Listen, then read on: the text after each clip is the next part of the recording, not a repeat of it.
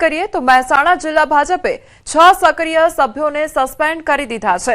Party વિરુદ્ધ જઈ ચૂંટણીમાં ઉમેદવારી કરવા બદલ સસ્પેન્ડ કરવામાં આવ્યા છે। તો પૂર્વ જિલ્લા પંચાયત પ્રમુખ જયંતી પટેલને સસ્પેન્ડ કરવામાં આવ્યા છે। ચિંકલ પટેલ તેમજ અવિનાશ ચાવડા, વિજય પટેલને સસ્પેન્ડ કરી દેવામાં આવ્યા છે। તો કિરણ ઠાકોર, દર્શન પરમાર ગેરશિસ્ત બદલ સસ્પેન્ડ કરવામાં આવ્યા છે। એક સાથે ભાજપે 6 સક્રિય સભ્યોને સસ્પેન્ડ કરી દીધા છે। संवाददाता केतन अमारी साथे जोड़ाया छे। केतन, 6 जे उम्मीदवारों छे तेमने सस्पेन्ड करवामां आव्या छे, शुं अपडेट? ચોક્કસથી જણાવી દઉં કે મહેસાણા જિલ્લામાં એક સાથે 6 જેટલા જે આગેવાનો હોય છે તેને સસ્પેન્ડ કરવામાં આવે છે। ભાજપમાં મોટો જે ભડકો હોય છે તે રહી છે। પક્ષ વિરોધી પ્રવૃત્તિ કરવા બદલ પૂર્વ કોર્પોરેટર અને પૂર્વ જિલ્લા પંચાયતના પ્રમુખ સહિતના જે 6 જેટલા જે આગેવાનો હોય છે તેમને એક સાથે સસ્પેન્ડ કરવામાં આવી રહ્યા છે। હાલમાં ચાલી રહી સ્થાનિક સ્વરાજની ચૂંટણીઓ 2026માં પક્ષની સૂચના મુજબ તેમના વિરુદ્ધ अथवा अन्य पक्षમાં તેમના દ્વારા દાવેદારી કરનાર કાર્યકર્તાઓ સામે હાલમાં જે ભાજપ દ્વારા લાલ આંખ કરવામાં આવી છે અને તેમના સામે કાર્યવાહી કરવામાં આવી છે। જી કેતન, સમગ્ર માહિતી બદલ આપનો આભાર।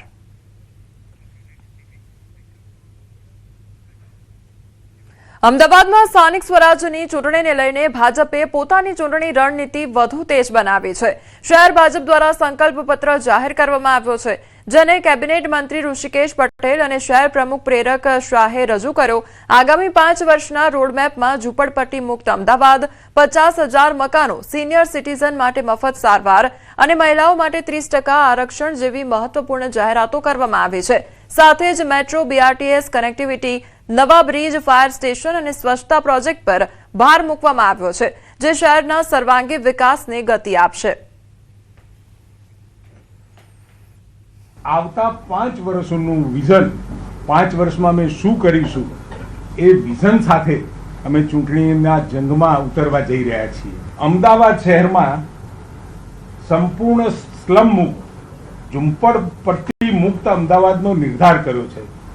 50,000 મકાનોનો લક્ષ્યાંક રાખ્યો છે। 70 વર્ષ ઉપરના સિનિયર સિટીઝનો જે પણ છે એમનું ઘરે જઈ એમની તપાસ કરવી, તપાસ કરી અને મફત સારવાર તો ખરી જ, પણ સાથે પેથોલોજીકલ ટેસ્ટ અને ટેબ્લેટ, જરૂરી દવાઓનું પણ એએમસી આયોજન કરી રહી છે। સુરત મહાનગરપાલિકાની સ્થાનિક સ્વરાજ્યની ચૂંટણી માટે ભાજપ દ્વારા સંકલ્પ પત્ર 2026 રજૂ કરવામાં આવ્યો છે।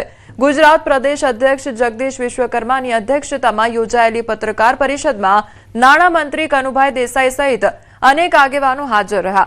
સંકલ્પ પત્રમાં સુરત શહેર અને આસપાસના વિસ્તારોના સર્વાંગી વિકાસ પર ભાર મૂકવામાં આવ્યો છે।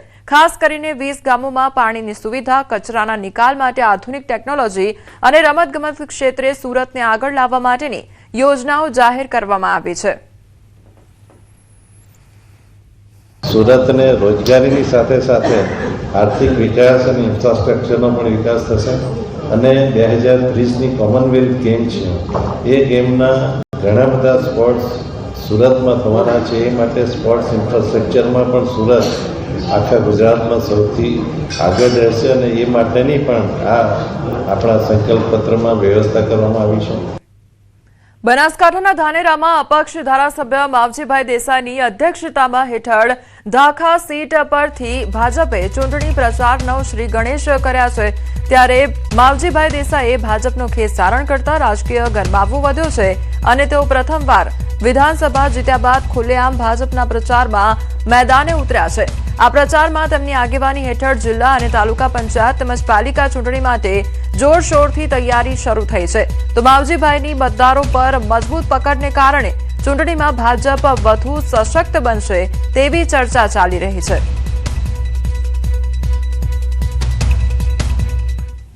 સ્થાનિક સ્વરાજની ચૂંટણીનો ધમધમાટ ચાલી રહ્યો છે, ત્યારે 48 વોર્ડની 192 બેઠકમાંથી 2 બેઠકો બિનહરીફ થઈ છે।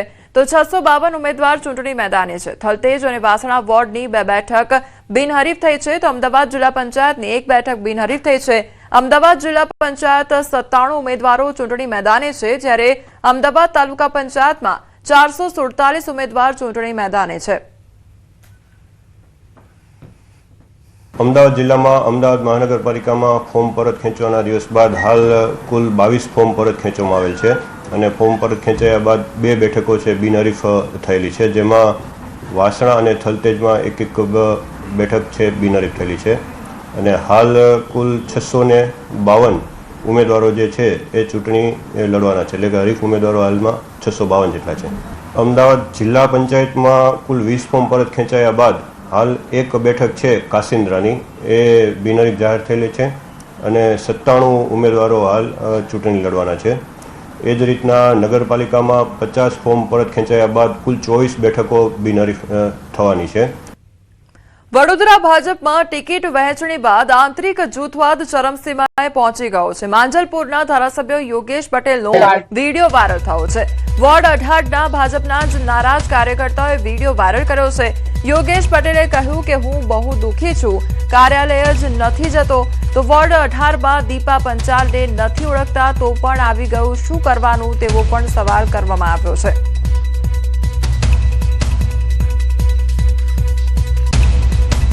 તો ઓડિયો પણ તે અંગેનો વાયરલ થયો છે, તે અંગેનો વિડીયો પણ હાલ વાયરલ થઈ રહ્યો છે, જેના કારણે ચર્ચાઓ અનેક થઈ રહી છે અને અનેક સવાલો પણ ઉદ્ભવી રહ્યા છે. પાર્ટીના નિયમમાં બધા કપાયા છે, ભલા કપાઈ ગયા. જો હું તો કાર્યાલયમાં નથી આવ્યો, કારણ કે હું બહુ દુઃખી છું. પેલા પેલી આપણે 18 નંબરમાં એ પેલી આવી ગઈ, દિવ્યા પંચાલ હા, એ કઈ થી આવી? એ તમે ક્યાં કિરણ પંચાલ સંબંધી છે, તો પછી મહામંત્રી પાછળથી આવ્યા. ચાલો ભાઈ, હવે દીપા પંચાલ આપણે ઓળખીએ ના, ઓળખતા આપણે આવી ગઈ, શું કરવાનું? રાજકોટ મનપાની ચૂંટણીને લઈને વહીવટીતંત્ર એક્શન મોડમાં આવી ગયું છે. 18 વોર્ડમાં 72 બેઠક માટે જંગ, ત્યારે આ 72 બેઠકો માટે 1014 મતદાન મથક બનાવવામાં આવ્યા છે. સેન્ટ્રલ સ્ટ્રોંગ રૂમથી ઈવીએમને ડિસ્પેચ કરવામાં આવ્યા છે. 6 સેન્ટર માટે 6 રિટર્નિંગ ઓફિસર નીમવામાં આવ્યા છે. એક રિટર્નિંગ ઓફિસરને 3 વોર્ડની જવાબદારી સોંપવામાં આવી છે.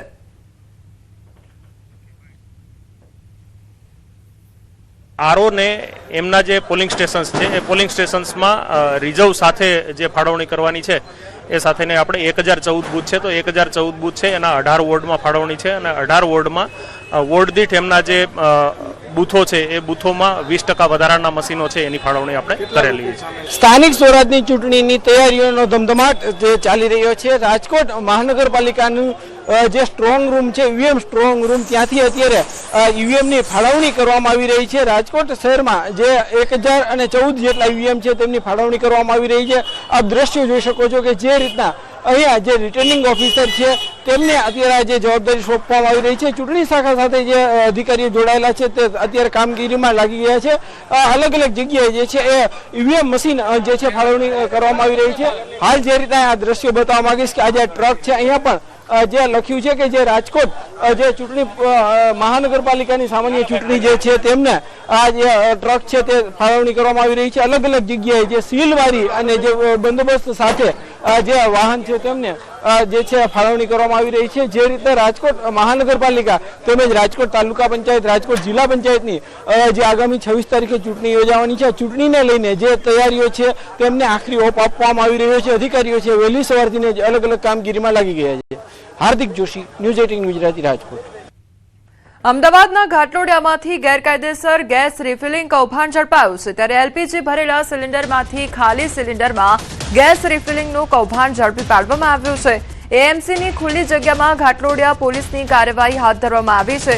પોલીસે 25 એલપીજી સિલિન્ડર, રિફિલિંગનો સામાન, 2 રિક્ષા સહિતનો મુદ્દામાલ કબજે કર્યો છે. ગેસ રિફિલિંગ કરતા ભરત સોલંકી, સવાભાઈ સોલંકી અને દિનેશ પરમારની ધરપકડ કરવામાં આવી છે.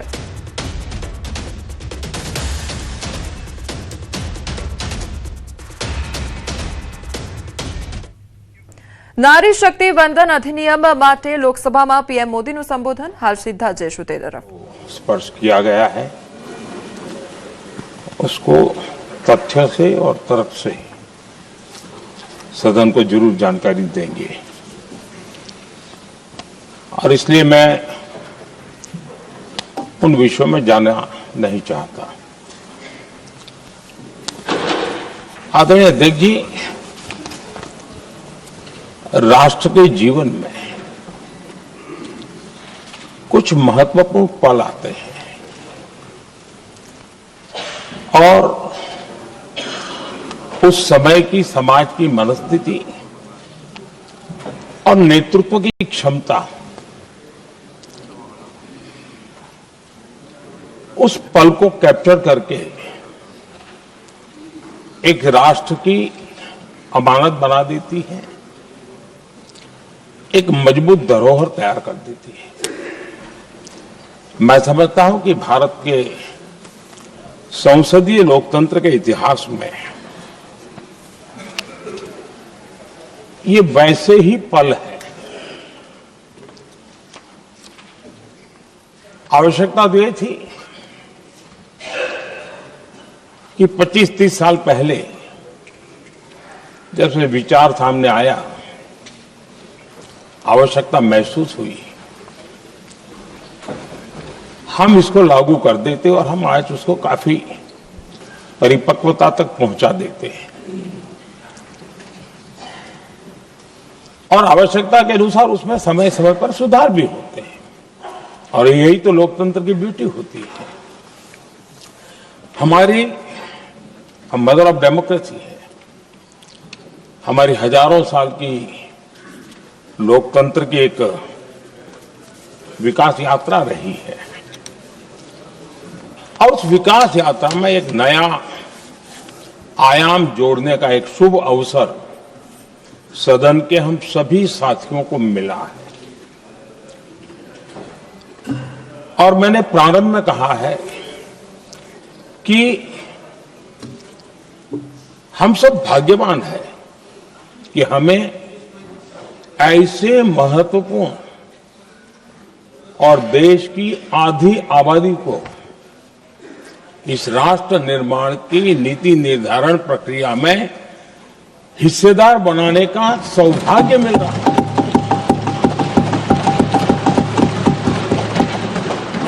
ये हम लोगों के लिए सौभाग्य है और मैं चाहता हूं कि मेरे सभी माननीय सांसद, मैं इधर उधर की आज बात करना नहीं चाहता हूं, हम सभी सांसद इस महत्वपूर्ण अवसर को जाने न दें।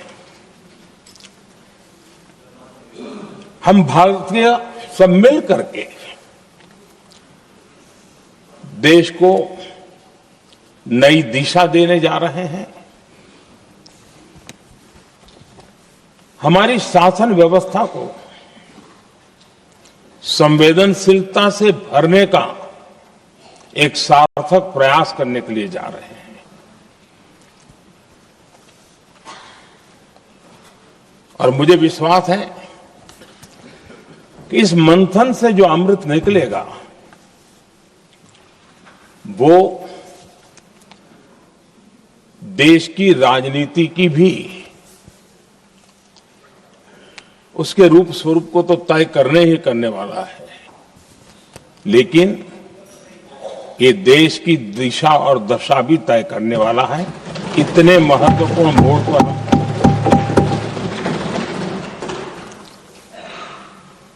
आदरणीय अध्यक्ष जी, 21वीं सदी में भारत एक नए आत्मविश्वास के साथ आगे बढ़ रहा है।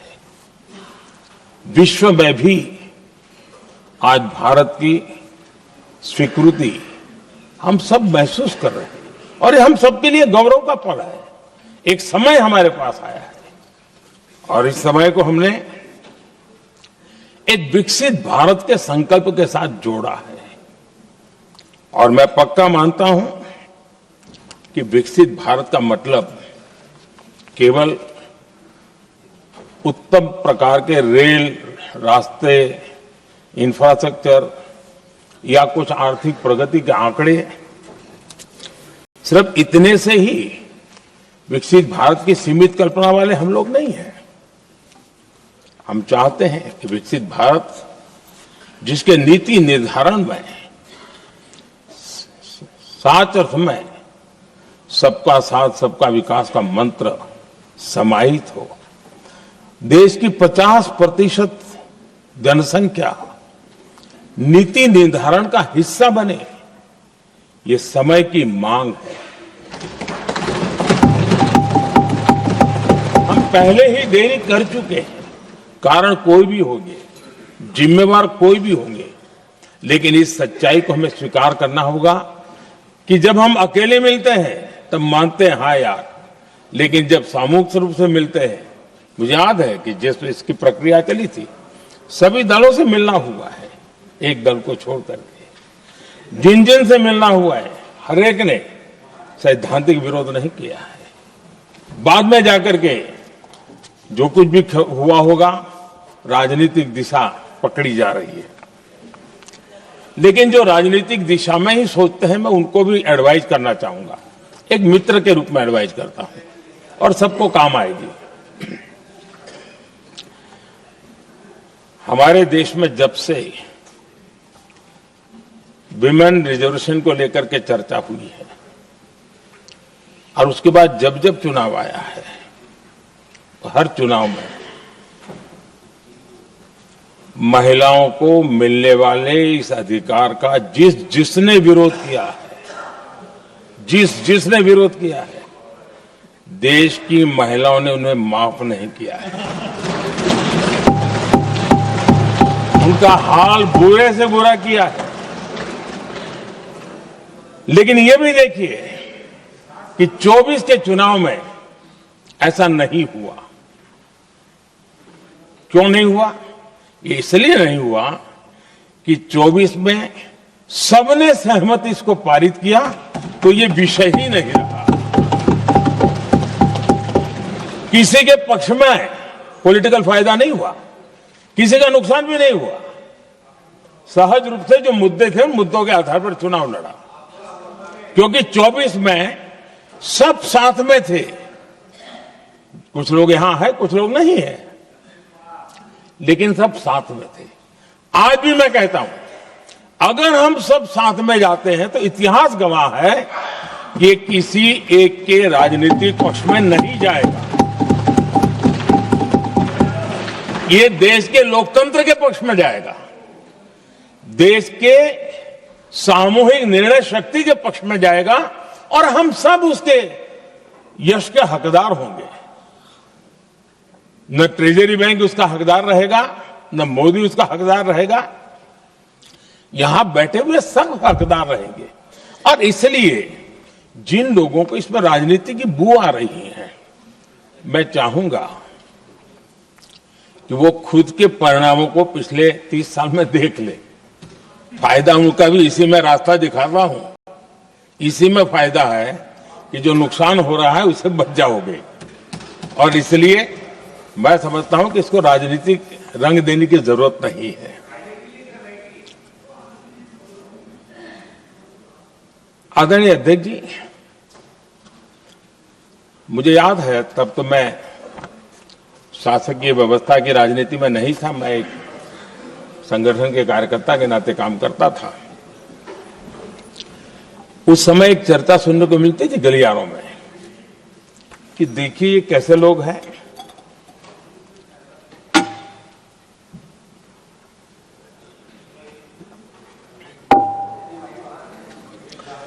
पंचायतों में आरक्षण देना है तो बहुत आराम से दे देते हैं, लेकिन आप कह रहे तो कह रहे हैं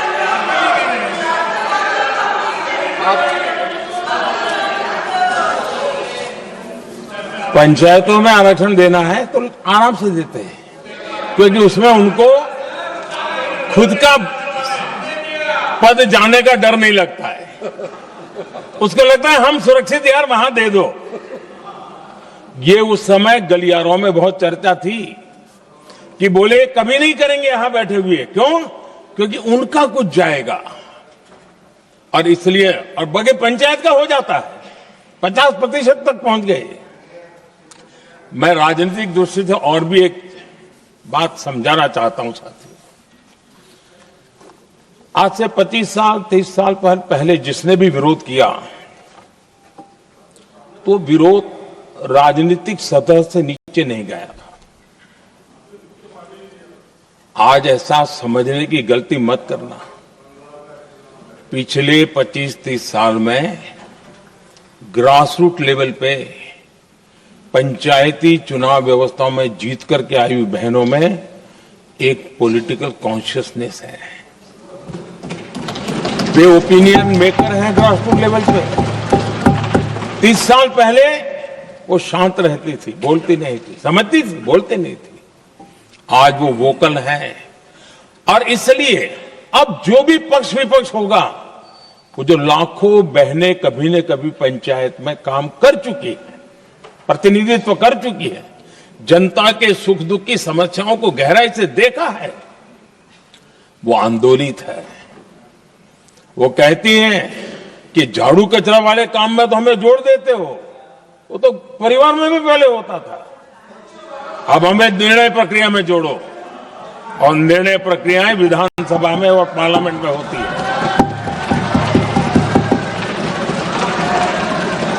और इसलिए मैं राजनीतिक जीवन में जो लोग प्रगति चाहते, मैं किसी भी सांसद की बात करता हूं, किसी भी एमएलए की बात करता हूं, ये दल वो दल की बात मैं नहीं कर रहा हूं। जो भी राजनीतिक जीवन में सफलतापूर्वक आगे बढ़ना चाहते हैं, उनको ये मान के चलना पड़ेगा कि पिछले 25-30 साल में लाखों बहनें ग्रासरूट लेवल पर लीडर बन चुकी हैं।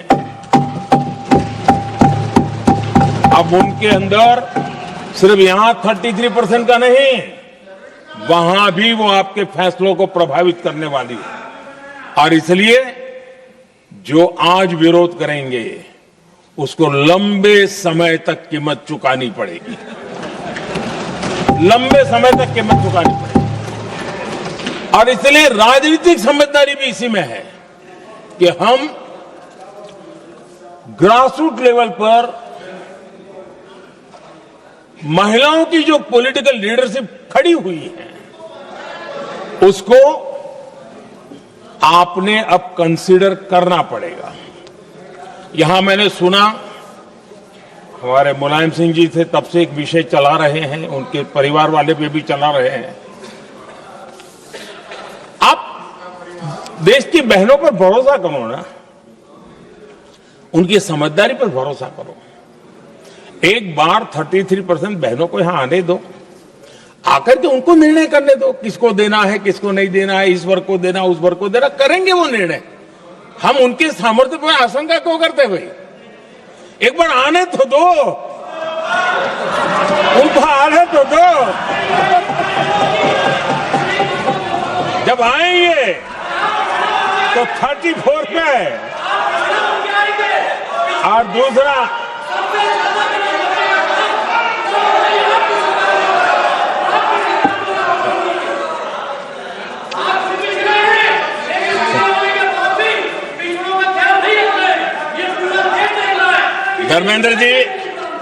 धर्मेंद्र जी, मैं आपका बहुत आभारी हूं कि आपने मेरी पहचान करा दी। ये बात सही है, मैं अति पिछड़े समाज से आता हूं।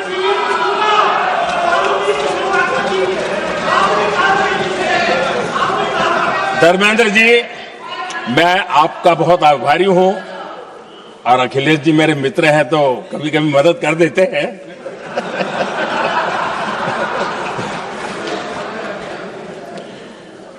ये बात सही है कि मैं अति पिछड़े समाज से आता हूं, लेकिन मेरा दायित्व समाज के सबको साथ लेके चलने का है, और यही मेरे संविधान ने मुझे यही रास्ता दिखाया है। मेरे लिए संविधान ही सर्वोपरि है, और इसलिए, और ये संविधान की ताकत है कि मेरे जैसा अत्यंत छोटे समाज का, अति पिछड़े समाज के व्यक्ति को इतना बड़ा दायित्व देश ने दिया।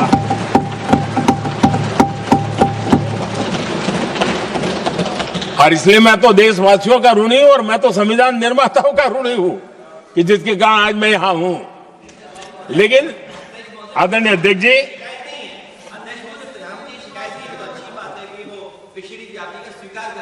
लेकिन हम पिछड़ी जातियों के साथ अन्याय न करें, इतना निवेदन है। आदरणीय अध्यक्ष जी, आज जीवन के हर क्षेत्र में हम देखें कि नारी शक्ति देश के गौरव को बढ़ाने वाले परचम लहराने में कहीं पीछे नहीं है जी। हम गर्व से कर सके इस प्रकार से जीवन के अलग अलग क्षेत्रों में आज हमारी माताएं बहनें बहुत बड़ा योगदान, हमारी बेटियां तो कमाल कर रही हैं जीवन के हर क्षेत्र में।